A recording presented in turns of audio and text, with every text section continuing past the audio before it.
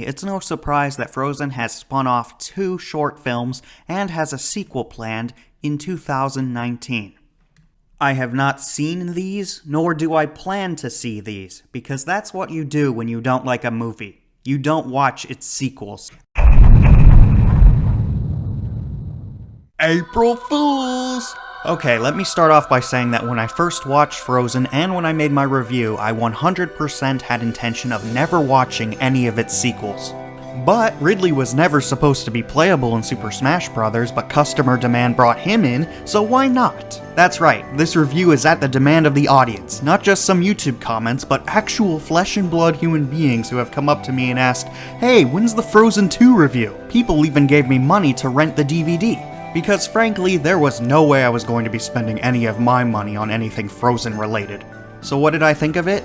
Well, it would be a lot funnier for you if I said it was one of the worst movies I've ever seen as a sequel to one of the worst movies I've ever seen, but it would be lying. Frozen 2 is not a bad movie. Now, it isn't a very good film either, but at least unlike the first movie, it didn't make me consider walking out of wherever I was watching the movie. This time, instead of an airplane over the Pacific Ocean, my own home. Now, in case you forgot and needed a refresher, the fatal flaws of Frozen were threefold. Just about every single character being an idiot, Olaf's existence, and the songs being written by 5-year-olds. All of these are gone, or at the very least, diminished.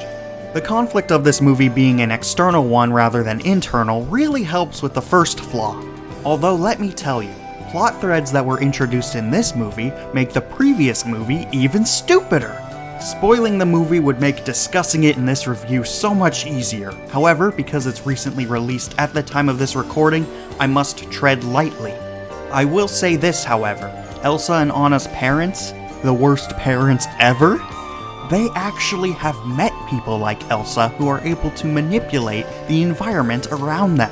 This means that Elsa's powers weren't a completely unseen event that needed to be contained at all costs, but could be effectively controlled. They knew that, and still locked her away for 8 or so years. Can you believe it? On the other hand, discoveries made halfway through the movie show that the parents genuinely care about Elsa. They're not malicious, just incompetent. Aside from Olaf, the only character that tends to be a moron in this movie is Anna, but only when she's intentionally misinterpreting whatever Kristoff says to her. Just about every scene between the two goes something like this. This is a very nice view that we have. Are you saying I'm ugly?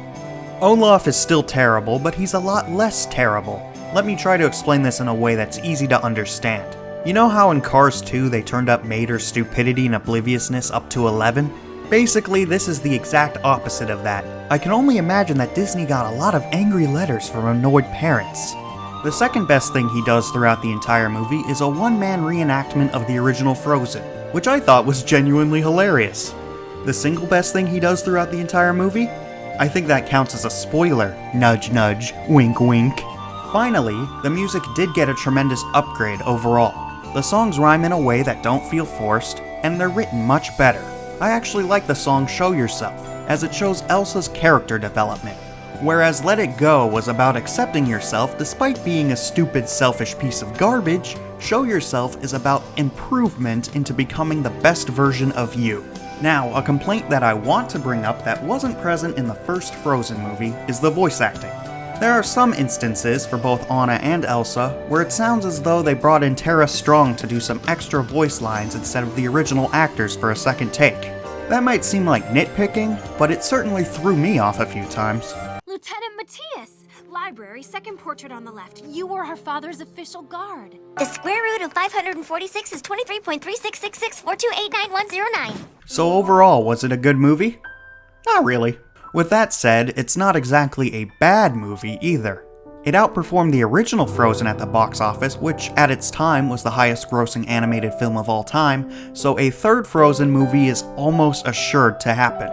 Based off this trajectory line, it's sure to be the greatest movie ever made.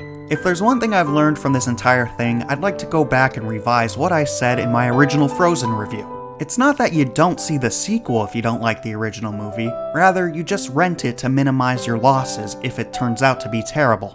On the other hand, you might end up being pleasantly surprised.